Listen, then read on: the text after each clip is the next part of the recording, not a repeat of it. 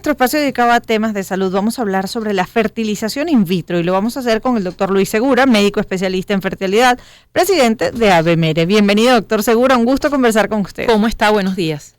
Hola, buenos días, Adriana, Lila, un placer estar con ustedes el día de hoy. ¿Qué es la fertilización in vitro y cuándo se convierte en una opción para una pareja que está buscando concebir? La fertilización in vitro es lo que hemos llamado desde hace ya 43 años el bebé probeta, que es simplemente un procedimiento en el cual la fertilización ocurre en el laboratorio en lugar de ocurrir en el laboratorio natural, que es en la trompa en la trompa de falopio a nivel del sistema ginecológico. Entonces, allí en el laboratorio simplemente se fecunda el óvulo que fue aspirado de la mamá con el espermatozoide del papá y se obtiene un embrioncito, y ese embrioncito es transferido posteriormente a la mamá. De manera tal que, por ejemplo, para aquellas mamás que no tienen trompas que son sanas o que son funcionales, es una forma de que logre encontrarse el óvulo con el espermatozoide y de esa forma subsanas, digamos, ese encuentro que está fallido. Hay otros papás que simplemente por otros factores no pueden llevar a cabo una fertilización adecuada de forma natural y se benefician de este tipo de procedimientos. Digamos, la fertilización in vitro es una fertilización del óvulo por el espermatozoide de la pareja, de la mamá, en el laboratorio y transferencia posterior de ese embrión al útero de la mamá. Que hablaba justamente de las mujeres que tienen alguna falla en una trompa o que han tenido que ser sometidas a una operación y le quitaron las trompas, pero ¿qué otros casos ustedes ven en consulta que ameritan una, o que le sugieren, no, la gente no tiene por qué ameritar, que le sugieren usted una fertilización in vitro? Ok, bueno, fíjate, la pregunta es muy interesante. La primera de todas las causas suele ser lo que nosotros llamamos ese factor tuboperitoneal, que es ya precisamente el hecho de que la trompa por alguna causa, sea por procesos infecciosos, por cirugías previas o por anomalías congénitas, simplemente no esté destapada o esté dilatada o no sea funcional. Le siguen otro tipo de desórdenes, como por ejemplo la endometriosis, en las cuales tanto la adherencia como la malformación que se crea producto de esa adherencia en la trompa crea un trastorno para la fertilidad, muchas veces a través de la aspiración del óvulo y la obtención del embrión y transferencia se obtiene la prueba positiva que no se obtiene de la forma natural. En mamás que no ovulan de forma regular por cualquier tipo de patología, sea porque han tenido radioterapia, quimioterapia o algún problema oncológico, tienen muy baja reserva de óvulos, o en papás cuyas concentraciones de espermatozoides son muy bajitas y a través de relaciones normales no van a salir embarazados de forma espontánea, ¿ves? Que no es el caso de Robert De Niro ni de Al Pacino. Pero, ¿cuán efectiva es la fertilización in vitro? ¿Hay una tasa de éxito? Y esa pregunta también es muy interesante porque muchas veces como papás nos planteamos el hecho de que cuando vamos a una fertilización in vitro estamos teniendo el 100% de la seguridad de que la prueba de embarazo va a ser positiva. Realmente el hecho de tener una prueba positiva de embarazo o no depende de muchos factores, del tiempo que ha transcurrido el problema de fertilidad, de la edad de la mamá, que es sumamente importante, es determinante, de la edad del papá. Hoy en día también la edad del papá es un evento que es el factor deleterio dependiendo de las condiciones que estén rodeando y que sean patológicas con respecto al factor masculino. Y en general, cuando estás hablando de a mayor edad, por supuesto disminuyen las tasas de éxito, pero cuando estás hablando de edades jóvenes, muy jóvenes, y tienes que llevar a cabo un procedimiento de fertilización in vitro, es decir, fertilidad en laboratorio, es un procedimiento que puede llegar a tener una tasa de éxito que puede estar hasta entre el 68 al 70% dependiendo de la calidad de los embriones. Esa tasa disminuye en el transcurso del tiempo y, como les digo, depende de la calidad del embrión obtenido por toda esa serie de factores que están afectando el problema de fertilidad de la pareja. Conversamos con Luis Segura, médico especializado en fertilidad y presidente de la Asociación Venezolana de Medicina Reproductiva y Embriología, ABMERE.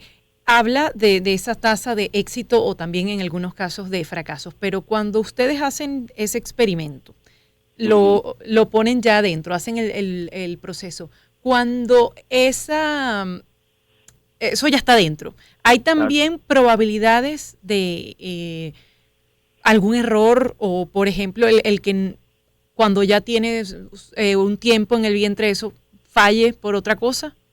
¿O es un procedimiento muy seguro? No, fíjate, bueno, básicamente lo que hablábamos, la tasa de éxito viene dada por la calidad del embrión, el tiempo de trastorno de fertilidad, además la edad de los padres, entre otros muchos factores, pero efectivamente se denomina beta espera a ese tiempo entre que transfieres el embrioncito al interior del útero de la mamá hasta el momento de la prueba de embarazo. Pero nosotros, bueno, sugerimos siempre a los papás ser, digamos, discretos, es decir, quienes están llevando un procedimiento de fertilización in vitro, un procedimiento de alta complejidad, deben llevarlo de la forma más privada posible, es decir, quien se alegre por sus alegrías o se entristezca por su tristeza, sea el que lo conozca, pues realmente es un procedimiento que tiene una tasa de éxito. Si la prueba es positiva, hay que ir dando una serie de pasos, que son ver que efectivamente la prueba de embarazo vaya subiendo de la forma apropiada, observar que el embrioncito esté perfectamente anidado en el interior del útero y que no se haya anidado en otro lado. En otras oportunidades, a pesar de que la prueba es positiva, no continúa de una forma satisfactoria, porque se denomina lo que denominamos nosotros un embarazo bioquímico, es decir, una prueba positiva pero sin embrioncito, o simplemente un embrioncito que no continúa adelante, ¿no? La proporción de ello es bajo, pero ocurre. Doctor Segura, ¿y cuánto cuesta una fertilización in vitro? Y lo cubren los seguros. Pregunto porque estamos hablando de condiciones que dificultan para la mujer o para el hombre, para la pareja, lograr el embarazo. ¿Eso se considera una bendición, una exquisitez para los seguros? Bodegón, está al alcance de cualquiera que tenga un problema de fertilidad y quiera materializar el sueño de convertirse en padre. Sí, realmente la pregunta otra vez es interesante porque, por ejemplo, existen casos latinoamericanos como el caso de Uruguay, en el cual los trastornos de fertilidad ya se consideran como un trastorno de salud pública y observamos que igual es el caso de muchos países europeos, en aquellos casos sobre todo en los cuales la población es una población longeva y que tiende a tener una mayor edad y además muy proclive a tener poca descendencia. Entonces esos son países que han logrado materializar el hecho de dar una ayuda social para obtener una prueba positiva de embarazo a través de procedimientos de fertilización in vitro. Pero realmente en Venezuela, así como en la mayoría de otros países latinoamericanos, eso no es una realidad.